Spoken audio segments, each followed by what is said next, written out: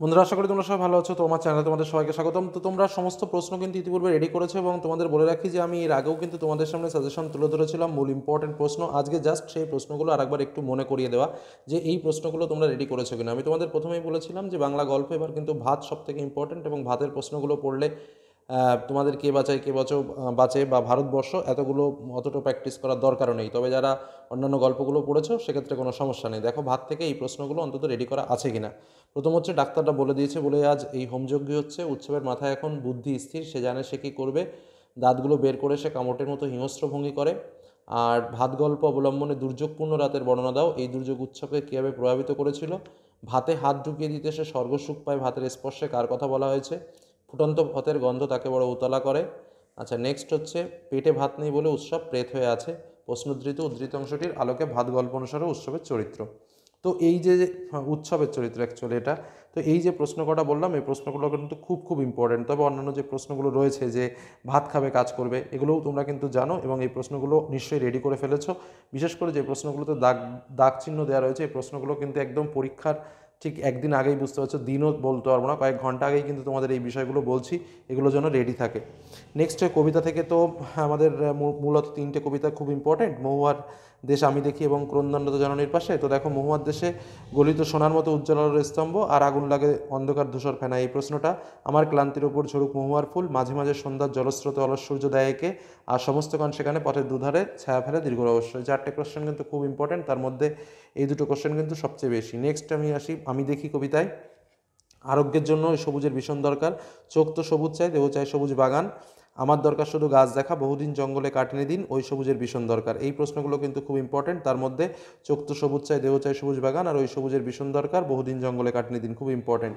এবার আসবো ক্রন্দনরত জননীর পাশে থেকে, যেটা হচ্ছে প্রথম প্রশ্ন, কেন তবে লেখা, কেন গান গাওয়া, কেন তবে একা আঁকি, কোন কবিতার অংশ এবং এই লাইনটির ব্যাখ্যা। তার সঙ্গে আমি কি তাকাবো আকাশের দিকে বিধির বিচার চেয়ে, কিসের বিচার, কবি কেন এই কথা বলেছেন। আর নেক্সট আরও একটা প্রশ্ন, যেটা হচ্ছে, কবিতায় জাগে আমার বিবেক আমার বারুদ বিস্ফোরণের আগে, মন্তব্যটির মধ্য দিয়ে কবির মানসিকতা ভাবনা চিন্তা বর্ণনা দাও। আমি তা পারি না, এটাও কিন্তু খুব ইম্পর্টেন্ট।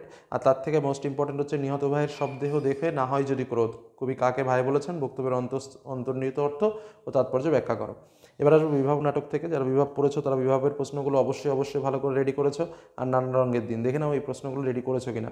প্রথম হচ্ছে বিভাব নাটক থেকে, এবার নিশ্চয়ই লোকের খুব হাসি হয়, বক্তাকে সমগ্র নাট্যকাহিনী নিরিখে মন্তব্যটি তাৎপর্য বিশ্লেষণ। জীবনের খোরাক হাসির খোরাক নেই, কার উক্তি কোথাও হাসির খোরাক নেই বলে নাট্যকার কেন মনে করেন, বুদ্ধিটা কী করে এলো তা বলি, কোন বুদ্ধির কথা বলা হয়েছে তা প্রয়োগ করার কারণ কি, বহুরূপী তখন লাটে উঠবে বহুরূপী কি, তখন বলতে কোন সময়ের কথা বলা হয়েছে। আর একটা হচ্ছে, কি অমর এবার হাসি পাচ্ছে বক্তাকে, বক্তা যে ঘটনার পরিপ্রেক্ষিতে কথাটি বলেছেন সেই ঘটনাটি কি হাস্যরস সৃষ্টির উপযুক্ত, এর জন্ম অভাব থেকে, কার জন্ম কিসের অভাব। পরেরটা হচ্ছে, অনেক ভেবেচিন্তে আমরা একটা প্যাচ বের করেছি, আমরা কারা, ভাবনা কী ছিল। নেক্সট, তোমরা ফিরে না গেলে আমরা গুলি করতে বাধ্য হব বক্তাকে, বক্তা কেন গুলি করতে বাধ্য হবে। আর নানা রঙের দিন থেকে যে ইম্পর্টেন্ট প্রশ্নগুলো তোমরা রেডি করেছো, তার মধ্যে দেখো কোনো কোশ্চেন বাদ রয়ে গেল কিনা। সেটা হচ্ছে, আমাদের দিন ফুরিয়েছে কোন প্রসঙ্গে এই উক্তি, নানা রঙের নাটক অবলম্বনে কালীনাথ সেন আর রজনীবাবুর চরিত্র কিন্তু খুব ইম্পর্টেন্ট। যারা বলে নাট্যবিনয় একটি পবিত্র শিল্প তারা সব গাধা গাধা, আমার প্রতিভা এখনও মরেনি, শরীরে যদি রক্ত থাকে সেই রক্তে মিশে আছে প্রতিভা। আর এখানে তোমার মন্তব্যের বক্তাকে তার চরিত্র। থিয়েটারের দেওয়ালে দেওয়ালে অঙ্গারের কালো অক্ষরে লেখা আমার জীবনের 45 বছর, বক্তার 45 বছরের জীবন ইতিহাস। নেক্সট হচ্ছে, পুরোনো দিনের কথা ভুলে যাও, কার উক্তি, তার সঙ্গে শিল্পকে যে মানুষ ভালোবেসেছে তার বার্ধক্য নেই কালীনাথ, এটাও কিন্তু খুব গুরুত্বপূর্ণ লাইন। নেক্সট আমরা আসবো আন্তর্জাতিক কবিতা, যেটা হচ্ছে তোমার যারা যেটা ভালো করে পড়েছে আন্তর্জাতিক ভারতীয় গল্প পড়লে সেটা থেকে উত্তর করবে, আর পড়তে জানে এমন এক মজুরের প্রশ্ন এটা করলে এটা থেকে উত্তর করবে। যে যেটা পড়েছো তার থেকে দেখো এই প্রশ্নগুলো রেডি করেছো কিনা। তো প্রথমে পড়তে জানে এমন এক মজুরের প্রশ্ন থেকে বলি, বিরাট আর্মাডা যখন ডুবলো, আর্মাডা কি কোন প্রসঙ্গে এটি বলা হয়েছে, বইয়ে লেখে রাজার নাম, রাজারা কি পাথর ভরে করে আনতো, এই বক্তব্যের মধ্য দিয়ে কবি ইতিহাসের কোন সত্যকে ফুটে তুলতে চেয়েছেন। নেক্সট, পড়তে জানে এমন মজুরের প্রশ্ন কবিতায় প্রশ্নগুলো কী কী ছিল, সেই সন্ধ্যায় কোথায় গেল রাজমিস্ত্রিরা, রাজমিস্ত্রি কী নির্মাণ করেছিল, এই প্রশ্নের মাধ্যমে কী বোঝাতে চেয়েছেন। গলদের নিপাত করেছিলেন সিজার, সিজারকে তিনি কি একাই গলদের নিপাত করেছিলেন। পাতায় পাতায় জয়োৎসব, জয়োৎসবের ভোজ বানাতো কারা, পাতায় পাতায় কাদের জয়োৎসব, জয়োৎসবের ভোজ যারা বানাতো তাদের প্রতি কবির কী মনোভাব। নেক্সট হচ্ছে, শোলা জকজকে লিমা যারা বানিয়েছিল তারা থাকতো কোন বাসায়, অন্তর্নিহিত অর্থ, কত সব প্রশ্ন, কাদের মনে প্রশ্ন, উপস্থাপনার যৌতিকতা কী। আচ্ছা, নেক্সট আমি চলে যাব আমাদের যেটা আরও একটা পার্ট রয়েছে, অলৌকিক। অলৌকিক থেকেও যারা পড়েছো অলৌকিকটা, তারা অলৌকিকের এই প্রশ্নগুলো পড়েছো কিনা দেখে নাও। গল্পটা এবার মনে পড়লে হাসি পেত, কোন গল্প, গল্পের প্রতি লেখকের বিশ্বাস জন্মানোর কারণ কি, এগুবার উপায় নেই, গুরু গভীর সমস্যায় পড়লেন, গুরুর পরিচয় দাও, গল্পটা কয়েকবার গুরুদ্বারাতেও শুনেছি। কে শুনেছে, কোন গল্প, গল্পটা কী ছিল? গল্পটা আমাদের স্কুলে শোনানো হলো। কোন গল্প, গল্প শুনে তার প্রতিক্রিয়া কী? ঠিক হলো, ট্রেনটা থামানো হবে। পাঞ্জা সাহেবে পৌঁছে এক আশ্চর্য ঘটনার কথা জানতে পারি। আমার চেঁচিয়ে উঠতে ইচ্ছা করতো। কার কেন চেঁচিয়ে উঠতে ইচ্ছা করতো? আমি কাফেরের শিষ্যকে এক গুন্ডুসও জল দেবো না। কে কাকে কাফের বলেছে? বক্তার মানসিকতা ব্যাখ্যা করো। দেখো, প্রত্যেকটা প্রশ্ন কিন্তু ইম্পর্টেন্ট। তার মধ্যে এই যে 3-4টে দাগানো রয়েছে সেগুলো কিন্তু খুব কেমন যেন মনে হচ্ছে এগুলোর মধ্যে আসবে। নেক্সট আমরা আমার বাংলা থেকে যেটা বলবো যে হাত বাড়াও থেকে কিন্তু এই 3টে প্রশ্ন, 3টেই খুব ইম্পর্টেন্ট। একটা হচ্ছে সরলীকৃত আঙ্গুল দিয়ে সেই সব খুনিদের শনাক্ত করেছে। তোমরা হাত বাড়াও তাকে সাহায্য করো। আর হাত বাড়াও রচনাংশে লেখক কী বোঝাতে চেয়েছেন? নিজের ভাষায় লেখো। এবং 4 দাগের প্রশ্নটাও, 4 দাগে যে প্রশ্নটা রয়েছে, কিন্তু আজও সেই দুটো জ্বলন্ত চোখ আমাকে থেকে থেকে পাগল করে। কোন প্রসঙ্গে কথা বলেছেন? ঘটনা প্রসঙ্গে লেখকের প্রতিক্রিয়া। আচ্ছা, মেঘের গায়ে জেলখানা কিন্তু এবার খুব ইম্পর্টেন্ট। তো ওখান থেকে যে প্রশ্নগুলো ইম্পর্টেন্ট, আজ ইংরেজ নেই তবু আগের ব্যবস্থায় বহাল আছে বক্সায়, খুব ইম্পর্টেন্ট কোশ্চেন কিন্তু এটা। তার সঙ্গে এ হচ্ছে এক বিশেষ জেলখানা, কোন জেলখানার কথা বলা হয়েছে, সেই জেলখানার বিশেষত্ব কী? তারপরে অপরাধের তুলনায় শাস্তির হেরফের বলতে লেখক কী বুঝিয়েছেন? আইন নেই বলে টাকা রাখবার মজার কল করেছে তারা, আইনে নেই বলেই। আচ্ছা, তারপর হচ্ছে গায়ের লোকে ঠাট্টা করে বলল, তোমার চোরটা সাধুর ছেলে হবে নির্ঘাত 20 ডাকাত। সাধুকে? মেঘের পায়ে জেলখানায় রচনাংশে সাধুর যে পরিচয় পাওয়া যায় তা নিজের ভাষায় লেখো। তারপরে জেলখানাটা পাহাড়ের 3 তলা সমান একটা হাঁটুর ওপর। কোন জেলখানা? সেখানে সাধারণ কয়েদিদের কীরকমের উপর অত্যাচার করা হতো? এরা ছাড়াও জেলখানার একদল অভিজাত শ্রেণীর কয়েদি আছে। কাদেরকে অভিজাত শ্রেণীর কয়েদি বলা হয়েছে? তারা অন্য কয়েদিদের থেকে কিভাবে আলাদা? নেক্সট হচ্ছে এরা সব সাধুচরণের অতীত। এরা বলতে কাদের কথা বলা হয়েছে? এ প্রসঙ্গে মুস্তফার পরিচয় দেওয়া। তো এর মধ্যে 3, 5, 6 এবং 7 দাগের প্রশ্নটা কিন্তু খুব খুব ইম্পর্টেন্ট। আচ্ছা, গাঢ় পাহাড়ের নিচে যে প্রশ্নগুলো রয়েছে সেগুলো একবার একটু দেখে নাও। তাই প্রজারা বিদ্রোহী হয়ে উঠল, খুব ইম্পর্টেন্ট। বিদ্রোহের ফলাফল কী? আচ্ছা, নেক্সট হচ্ছে রচনাংশের সুসংপর্গনা নিঃসর্গ যে প্রকৃতির যে বর্ণনাটা রয়েছে সেটা কিন্তু খুব ইম্পর্টেন্ট। আর গাঢ় পাহাড়ের নিচে যারা বাস করতো তাদের জীবনযাত্রা বর্ণনা। আর জমিদারকে টঙ্ক দিতে গিয়ে চাষিরা ফকির হয়ে যায়। টঙ্ক কি? জমিদারকে টঙ্ক দিতে গিয়ে কারা কীভাবে ফকির হয়ে যায় সংক্ষেপে লেখো।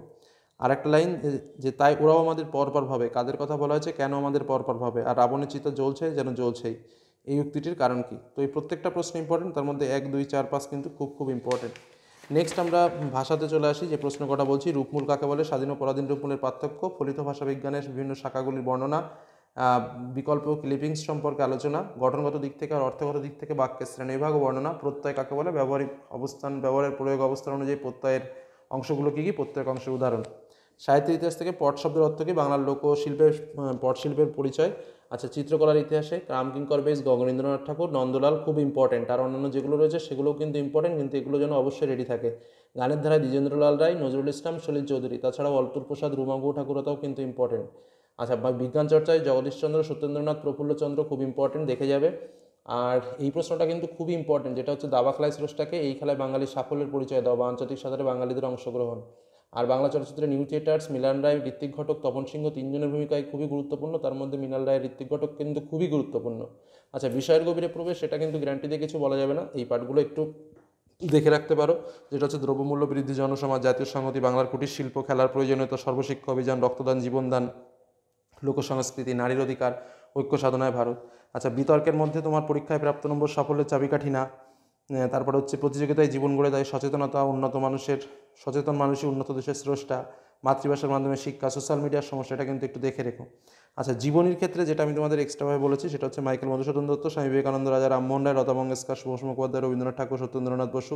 আর তোমরা অবশ্যই চার্ট জীবনী লেখার যে প্যাটার্নটা সেটা ফলো করেছো, তো সেক্ষেত্রে যেটাই আসবে তোমরা লিখতে পারবে। আর যারা মানস মানচিত্রের ক্ষেত্রে আমি এগুলো বলেছিলাম তোমাদের, জাতীয় সংহতি, বিশ্ব উষ্ণায়ন, শিক্ষা বিস্তারে গণমাধ্যম, পরিবেশ তার সংকট, পরিবেশ দূষণতার প্রতিকার, বাংলার ঋতু বৈচিত্র্য, খেলাধুলা ও শরীরচর্চা, বিজ্ঞান ও কুসংস্কার, বিজ্ঞান ও উন্নয়ন। তো যাই হোক, এইগুলো কিন্তু অবশ্যই তোমরা দেখে যেও যেটুকু সময় আছে। যদি কোনো কোশ্চেন, তোমরা আশা করি সমস্ত প্রশ্নই রেডি করেছো, যে কারণেই তুলে ধরা যে এই প্রশ্নগুলো রেডি করেছো কিনা। যদি রেডি করা না থাকে অন্তত একবার চোখ বুলিয়ে যেও যেটুকু সময় পাও। আজকের মধ্যে এখানে শেষ করছি। ভালো থেকো, ধন্যবাদ।